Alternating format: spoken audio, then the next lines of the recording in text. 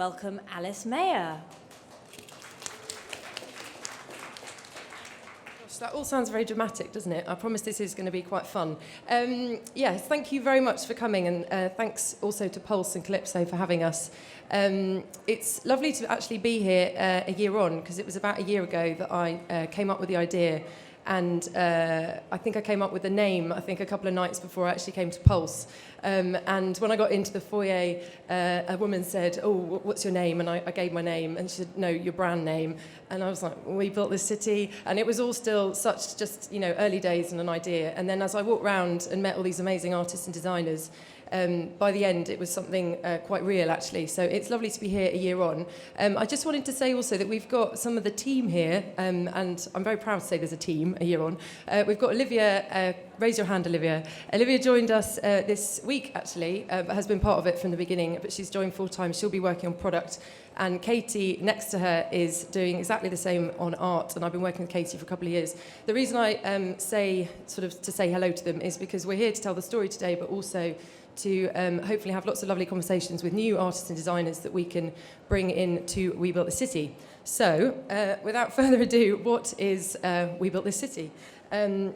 We are revolutionising London souvenirs through a series of curated pop-up stores across London, and we are doing that by bringing together brilliant artist-designed goods and artwork that all celebrate London in all of its glorious forms, from London landmarks to cultural icons to the skyline and to all of our sort of local quirky eccentricities.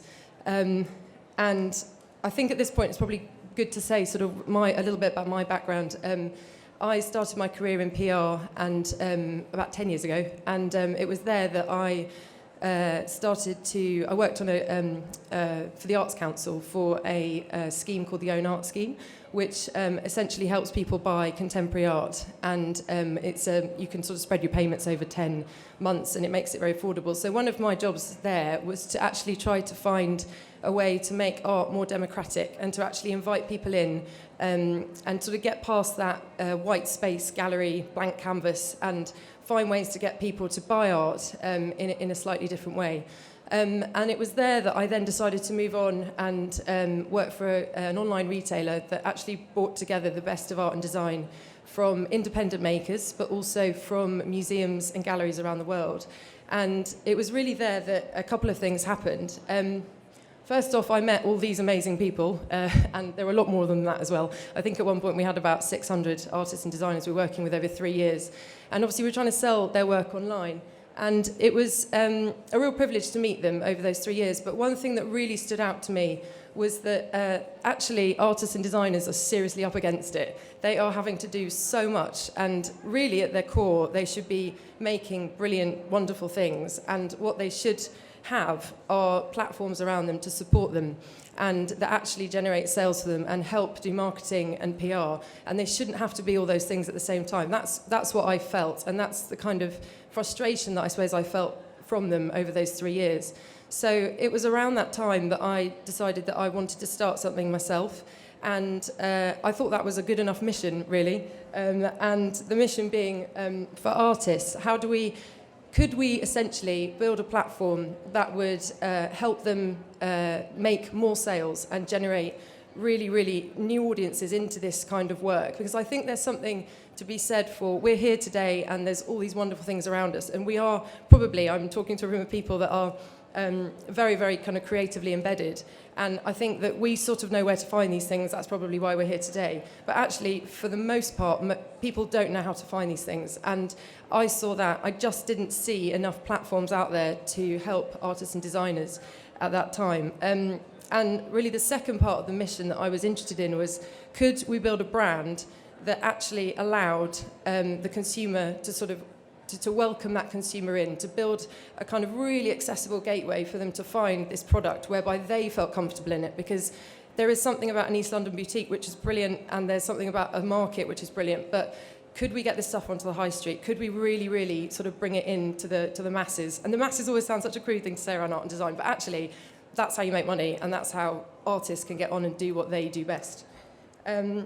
So it was around about this time that I was on the tube and picked up an Evening Standard And there was an article about the fact that London had become the most visited city in the world, and that was 2013, after the kind of glory of the Olympics.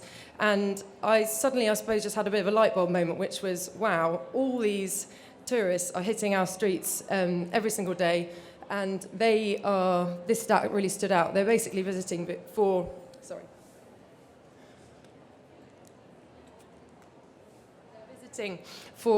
culture and creativity and all these brilliant things that we're able to offer as part of London. And it didn't seem right to me that they were visiting and we were offering them this. And I probably don't need to point out what's wrong with this picture. There's quite a lot wrong with it in my mind. But yeah, these goods they have a place. I would never say they don't have a place. They're novelty items. They are things that absolutely can represent London for lots of people. But to me, they don't reflect London and the contemporary perspective that we all have now of what London is and how it's changed.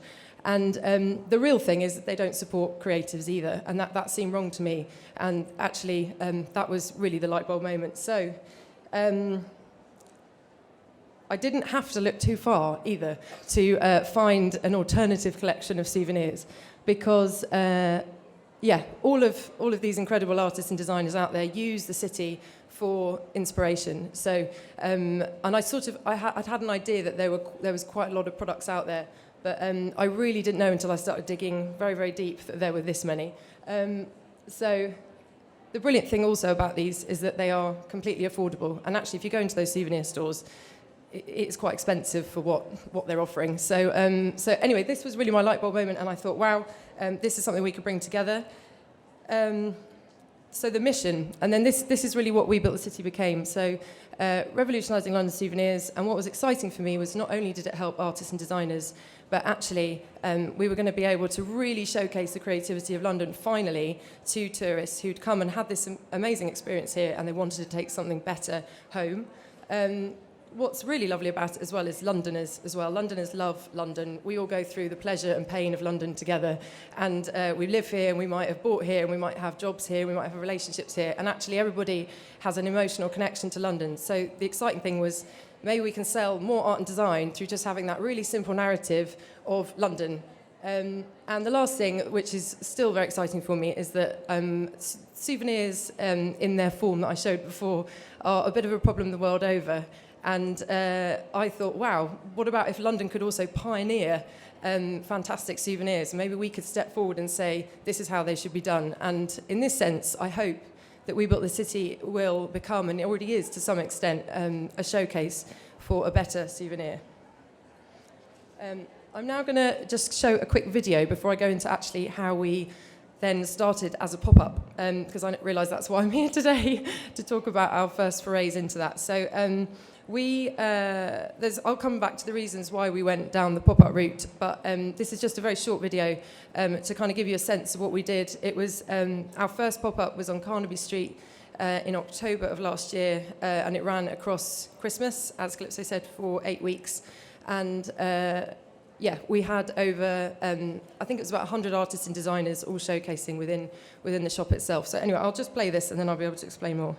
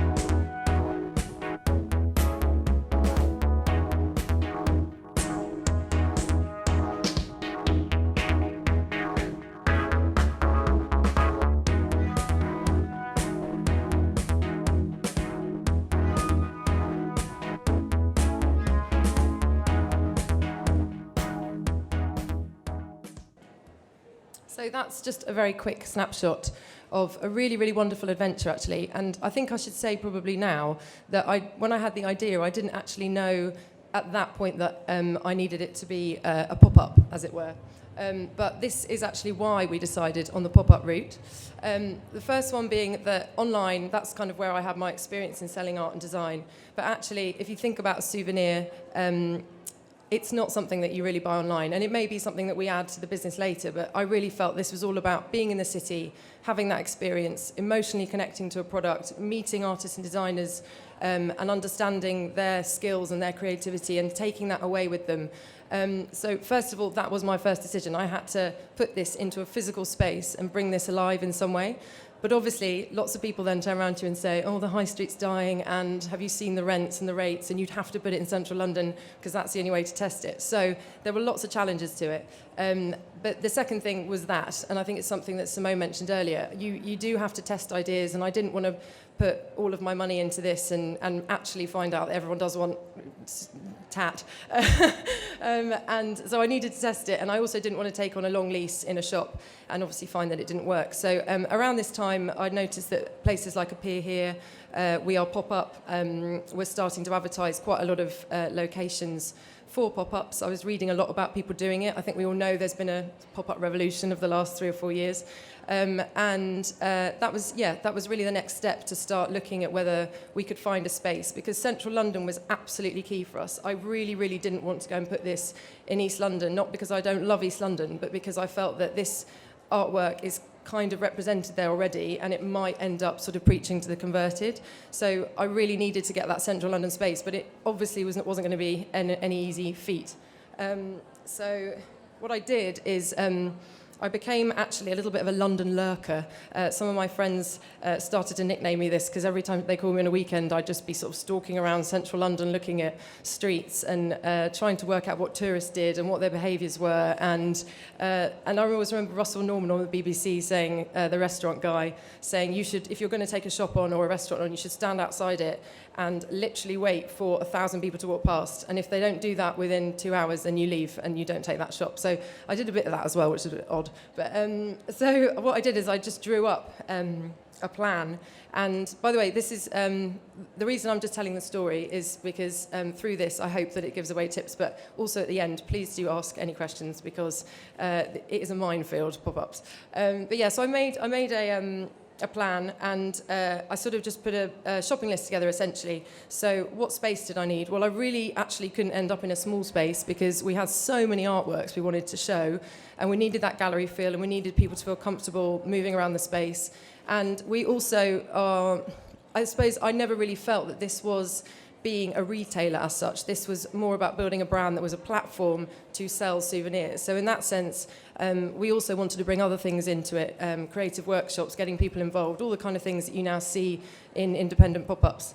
And then, yeah, second thing, London's West End. Eek, how am I going to do that? Third thing, must have high tourist footfall. So even if you're in the West End, there really wasn't any point me going into a small back street and hoping that I could generate enough PR and marketing to get people through, because you can do that, I think, permanently if you want to, but for a pop-up, you have such a short amount of time. You haven't got any time to do that. You have not got time to drive and drive and drive and drive. You've got supplies to sort out. You've got to work out health and safety, all these other things. So I kind of wanted to make my life a bit easier, which sounds a bit lazy, but it's not. Then I heard that there was a landlord in central London who dealt with areas in Soho, just off Oxford Street, Chinatown, quite a big space. And once I had my list, I just stuck to it. And the first tip I would say is, make a list and stick to it. Do not get swayed. I saw so many properties where I thought, wow, that's an amazing space. And in the back of my head thought, no, that's on the wrong street. Or, oh, it's kind of a smaller space, but it's on the right street. Maybe that will work. And I'm quite glad now that I stuck to it. It did take a long time, and I did feel like I was banging my head against a brick wall a lot of the time. But we then decided to talk to this landlord, and I, from the marketing background I suppose I've got, I always think just go in guns blazing and bring this thing to life, because actually just to say I've got some really good souvenirs and better souvenirs is never going to quite land. I think you have to really make somebody aware, a landlord, of what you're bringing to the party. What product are you bringing? What are your interiors going to be? What's your customer experience going to be? Why is this good for the street? Why is it good for the unit? Why is it good for the neighbours? They really want to know. And I would say don't be scared to absolutely go for it, because ultimately you're a solution to their problem. If they've got an empty space and they're advertising it for pop-ups, that they want you and they want something really, really good. So the better you can sell it, the better it is for everyone. And what I did is I just put a video together. And I think the reason I went for that route is because of crowdfunding, really. If you look at crowdfunding and how much support you can generate, it is all about making that kind of bite-sized little clip of what you're selling. And I think video now is the way to do that, and it's how we consume on social media. So you don't have to do it, but I'd recommend a video or something that brings it to life. So the next thing that happened is the landlord loved it, which was great, because I really sold the London element. And then we were given, as you saw before, a 3,000 square foot space over 2 floors, 8 weeks over Christmas, and we had 3.5 weeks to take it from that presentation I'd done in the video to a reality. And obviously, there are probably people here that have got businesses already set up with products, and you've probably got an online website, and it won't be as daunting, but I literally didn't have, it was an idea that I literally pitched. So yeah, the first tip is obviously don't panic, and the reason I say that is because timing will always be a factor. So when they sign it off, it will be because they haven't managed to get a long-term let, and that normally gives you sort of 4 weeks to go, and obviously then you've got very short space to sort of achieve everything you want to. So yeah, we had to kind of keep a bit of a cool head and enjoy it, actually, because there's a certain element of instinct that you have to use in those scenarios, and I think instinct sometimes makes you make the best decision rather than sort of overthinking things for months. So now the sensible bit, so planning, and hopefully people will have more time if you're thinking about doing a pop-up to plan. People kept saying to me, retail is detail, Alice. And I kept thinking, yeah, I've got 3.5 weeks. I'm not sure I'm going to make any of this very detailed. But planning is absolutely essential. And these really are the 5 areas I would say you've really got to plan, even before you know what shop unit you're going into, essentially. So stock, what is your stock? Have you got the right price points? Have you got a big enough range? I looked at my spreadsheet before we went into the shop, and I thought, wow, we have got masses. It's going to look like a small department store. And then put it all out the night before and went, oh my God, there's nothing left in the stock room. We've got everything out. And we also had to be quite clever with things like bricks and pigeons and to bring this whole thing to life. That's because of cash flow. So if you're starting like I did, I only had a certain pot. So you have to be really, really clever with that.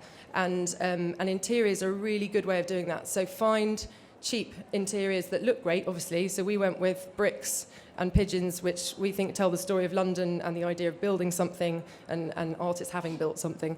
And use that to your advantage. So just try and be as clever as possible. I'm not an interiors expert, so I actually lent the help of somebody to do all of this, which, again, I would recommend if you even have a creative vision, make sure you check it off with somebody, because it's amazing how when you walk into a space like that, if you leave everything flat to walls, it can become a really, really strange space to shop. So you have to sort of build into spaces, and equally, if you have a small space, you have to use that, again, really wisely. So do sort of get expert advice.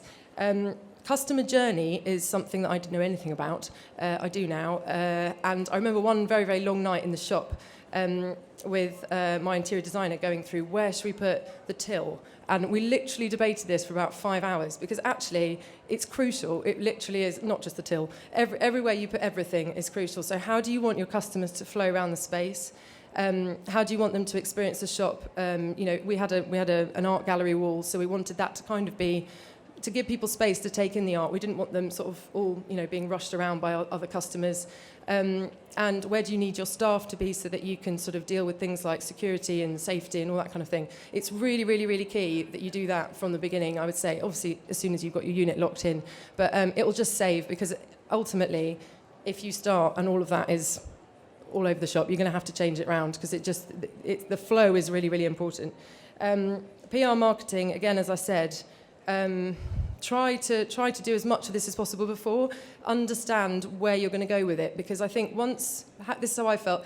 Once the doors are open, it's like a show, and the show starts, and you're just.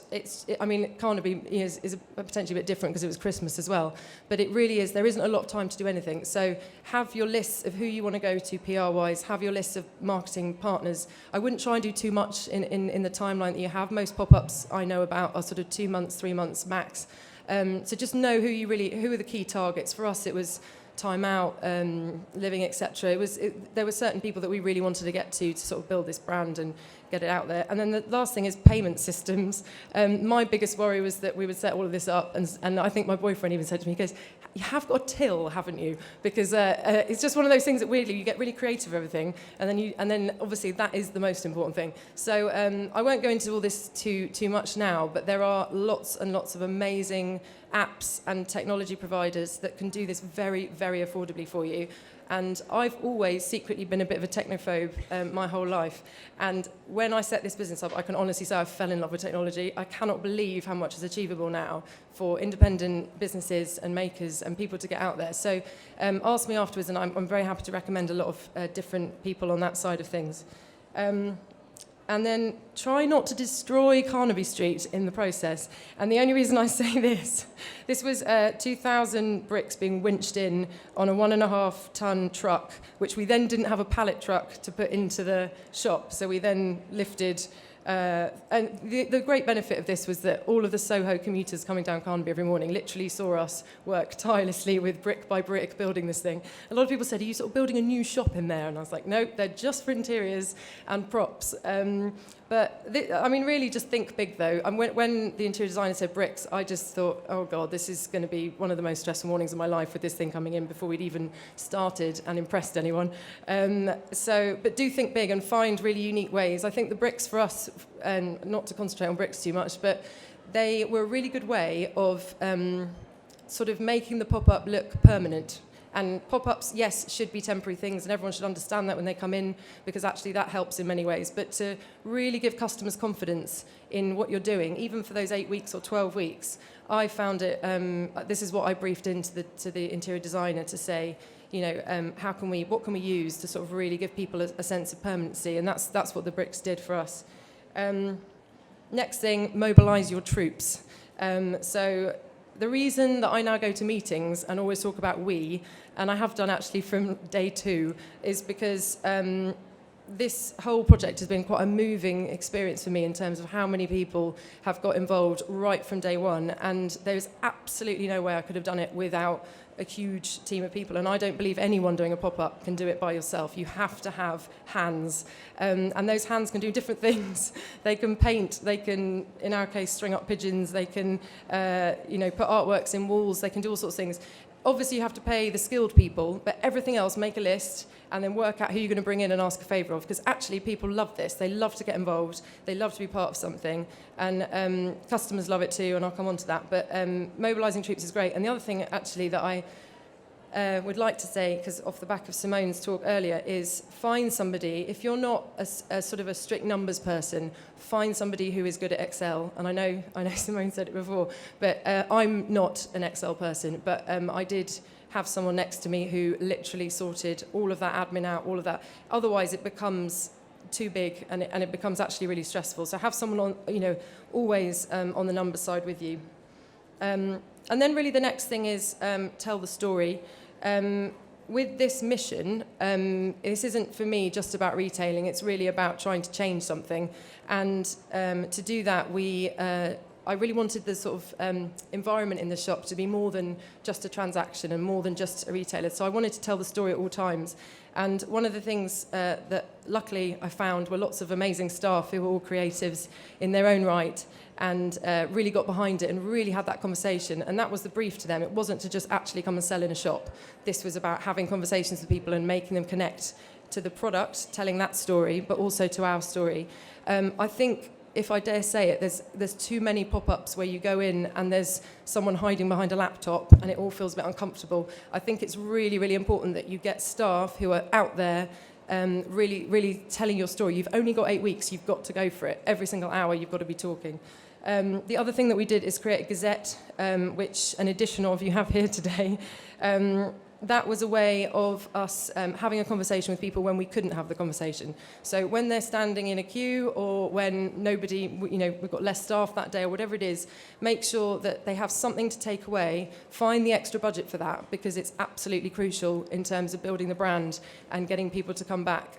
And yeah, that worked very well for us. And then obviously social media is a massive element to it. We used a lot of Instagram and Twitter to talk about everything going on in the store every single day. That image there with our last week on Carnaby, we did a lot around our last week, because that pushes people to you if they know that you're leaving.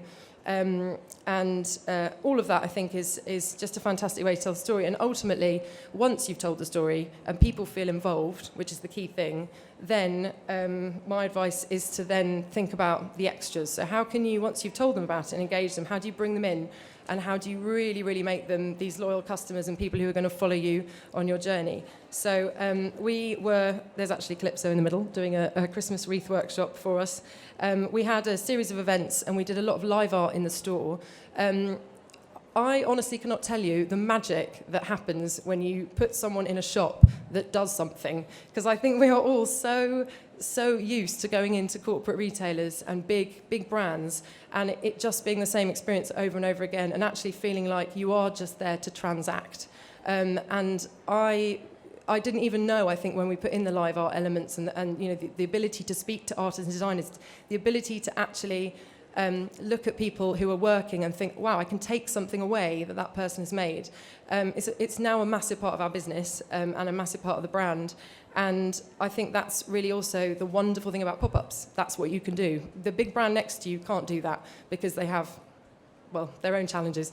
But you can do that. You can do whatever you want to engage your customers. And that's, I think, where you can get really creative and make it really fun.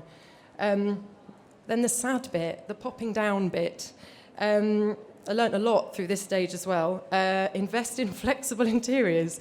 So we didn't have an awful lot of time, obviously, to... we came up with an interiors plan, obviously, very quickly. It was a good one, it worked, but obviously when we went to move it all out, we had a lot of things that potentially won't be popping up again. So now the focus is to invest in pop-upable structures for us. The second really key thing is that you continue that relationship with customers. We really felt that we made very strong bonds with our customers over the 8 weeks. I think we had about 6% returning customers, which a nice little app will tell you if you want to use that. And it was really key for us that we didn't know where we were going next. So it's you can't lose all of that, because that's just such a crying shame if you were to lose all of that. So what we did is kept in touch on newsletters, kept social media going, and I had a lot of emails from people saying, oh my God, I've just turned up to Carnaby Street and you've gone, and where's my thing that I wanted? And then we would help customers in any way to find that thing, and to also offer discounts for when they come in to the next pop-up shop on that item as well. So there's lots of different ways to do it, but it's absolutely crucial. And then analyse your results and share them. So actually in that Gazette today, that is some of our results in there. And it is really key that you just keep learning. So it was a huge learning curve, but I really actually quite enjoyed making the mistakes. I really enjoyed the happy accidents where you buy something in and you don't think that is ever going to sell, or you buy something in that literally, I think it was the props. I literally had no idea that anybody would want to buy pigeons or horse heads. And that was one key tip, actually. If you do a pop-up, whatever you put in your shop, it has to be for sale, because that's what I hadn't accounted for at times. So learn and take that forward, but remember to write it all down as soon as you've done it, because there's so many things that you see daily, and that you then, it becomes difficult to remember all of those things. So write it all down at the time and make sure that you apply it in the next one. So what did we learn? Well, as my boyfriend rightly pointed out before we opened the doors, he said, you've got a really good idea and you've got a shop that's great, but there really is no accounting for taste, and we just didn't know what would happen, and this was the reason we did it. But what we did find is that there is an extraordinary appetite for artist-designed goods and artworks. And we sold over, as you saw there, 11,000 items. Over 3,000 of them were art prints in 8 weeks. And that was overwhelming for me, because I knew that this product was brilliant. I knew that this stuff should be in the hands of more people, but I had no idea that people would come in and not even need a conversation and just buy it because they fell in love with it. So that was really fantastic, and well, it's brilliant in terms of us now moving forward. And then consumers, what I also saw was that we all desperately want to actually go into shops and have some sort of connection to that brand and to that product. I think we're all so tired of cookie cutter high streets, of the same old brands, of people standing in them not looking particularly engaged. And actually this is where pop-ups, this is the direction it's all moving in, I feel. That pop-up shops are allowing that. They're allowing community to still flourish. They're a really, really important part of, I think, the sort of social context that we live in. And I know it's sort of a transaction and it's shopping, but actually it's more than that. And that's what I saw. I saw a community of people wanting to talk, people wanting to learn about these stories around these products. And I think everyone, even if they didn't come in, hopefully, if they didn't buy, they sort of left with maybe a bit of inspiration, or having had a chat with a really nice person, which is all just, wonderful. So the more that you can create that as well, the better. And then really, as I said before, I didn't really think that we would necessarily be a pop-up business, but actually it's a model that really, really, really works for us. So at first I thought, oh God, what if we set all this up and everyone loves it and then we just disappear? Like, what's going to happen? What are these people going to think if we just leave? But actually there's something to be said for social media, and the fact that now allows people to find you again, essentially, and to stay in touch. And really, actually, for us, I think it's about, there's a lot of buzz and there's a lot of that we can create out of that, and consumer demand. And if we don't leave it too long between pop-ups, I think that's actually a real positive for us. The other reasons it's positive is that new collections. So we want to continually showcase more artists and designers, new things, and all these new things that are coming out of artists and designers all the time. So we want to continually regenerate and refresh that collection. So what better way of doing that than popping up again with a whole new set of things, which kind of leads into this surprise and delight aspect, which I think really as a brand we are. Sorry, and then also we have a real responsibility, I feel, to the artists and designers that we represent, and that is to be a business that is as creative as them. And I think each time we pop up again and again, we are able to sort of come up with a new vision for the interiors, for the, if it's summer, then let's do something that's all around London in summer. Let's pick different aspects and let's really champion the artists and designers that are part of that. And this is something interesting that someone said to me recently. They sort of said, oh, well, you've started temporary, but you've started big as opposed to small and permanent. And that is really the final thing I'll say on pop-ups.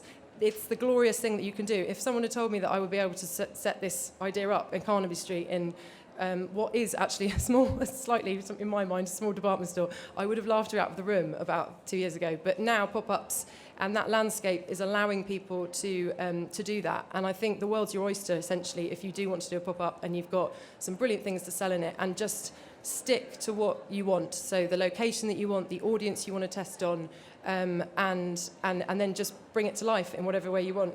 And really, what's next? So tomorrow, we get the keys to another property on Carnaby Street for 3 months over summer.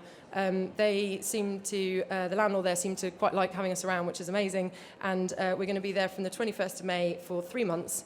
And we're very excited. We've got a whole new collection.